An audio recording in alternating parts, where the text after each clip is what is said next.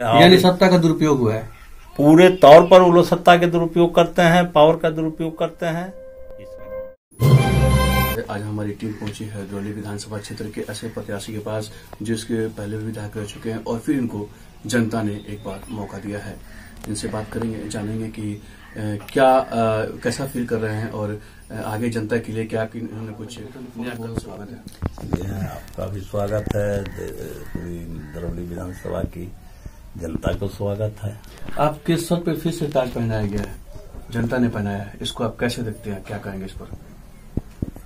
इन लोगों ने जो मुझे दोबारा अवसर दिया है वो मुझे बहुत खुशी है और मैंने मांगा था लोगों से कि अगर ये अवसर दोबारा मिलता है तो जो काम है दरौली विधानसभा का मैं उसको जो करके पटरी पर गाड़ी को चढ़ाया है। जिस तरह से आप लोगों ने राजद से महागठबंधन में आप लोग शामिल हुए, एक वक्त था कि आप लोग पानी पी कर दूसरे लोग कोसा करते थे या कमियां निकाला करते थे, फिर आप लोग अचानक एक मंच पे आकर के प्रचार प्रसार करना और आप लोग महागठबंधन में चुनाव लड़े और नतीजा आपके सामने कि आप लोग जीते भी, इस पे क्या कहेंगे?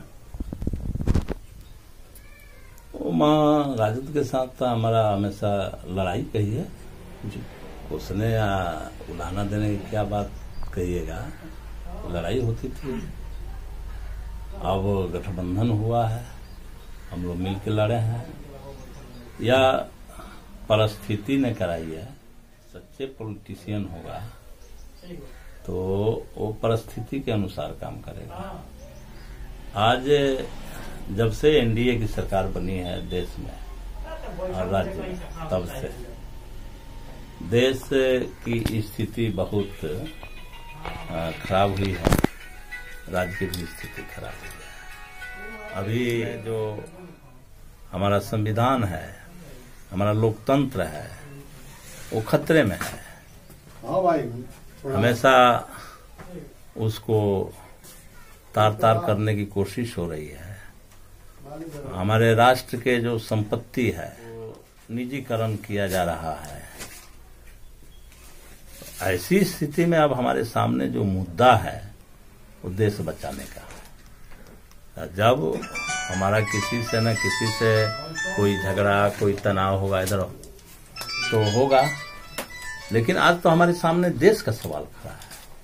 तो अब देश को बचाने के लिए हमने वो छोटे छोटे झगड़ों को इग्नोर किया।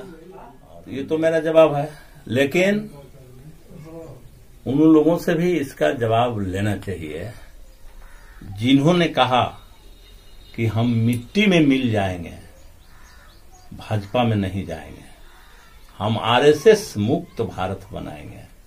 और वो कहाँ है? भाजपा की गोद में खेल रहे हैं। आज भाजपा के सीनियर नेता लड़े और लड़ करके नीतीश को पीछे कर दिया।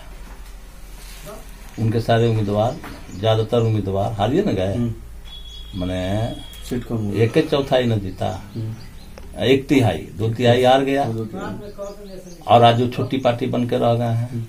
अब सवाल उठ रहा है कि तब मुख्यमंत्री भाजपा क्या होगा, कैसे उनको लताड़ मारे।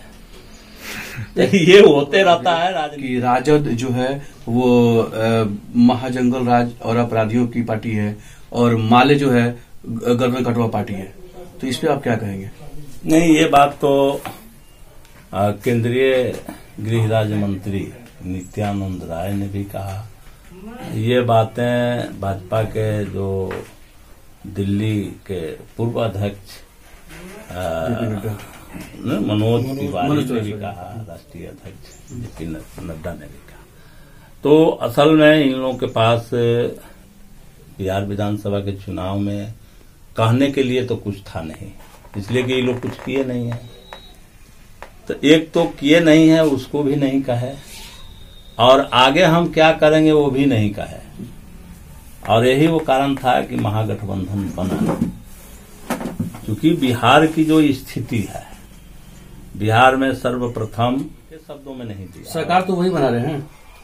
अब सरकार बनाने की बात आप कह रहे हैं, तो अभी तो इसकी गारंटी नहीं की जाती है, लेकिन वो सरकार बनाने में वो क्या कसरत किए हैं।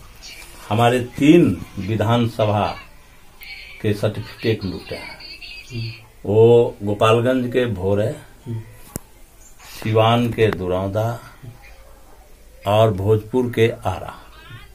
यह स्पष्ट रूप से मुख्यमंत्री का निर्देश आया कि कहीं से 10 सीट की गारंटी करो ताकि सरकार बनाना है। तो इस तरह से सरकार बनाने के लिए उन लोगों ने जानबूझ करके रोका कि चलो चुनाव भर रोक दो, सुखदेवराम हार जाए, बाद में हम लोग कराएंगे, लूटपाट करेंगे। लेकिन जनता ने तो देखी। मैं विकास का मंत्र सीख गया हूँ, बाकी लोगों को पता नहीं है, और इसलिए वो मंत्र मारूंगा और जनता का काम होगा। ये धन्यवाद। जिस तरह से इन्होंने अपनी बात को रखा है, एक तो ये बात सामने उभर कर जरूर आ रही है कि शिक्षा से लेकर सड़क तक अभी भी मुद्दा है। गरीबी रेखा से जो नीचे रहने वाले लोग हैं, अभी भी वो मौका तो मिला है हमें, अब उस पर मैं खरा उतरूंगा।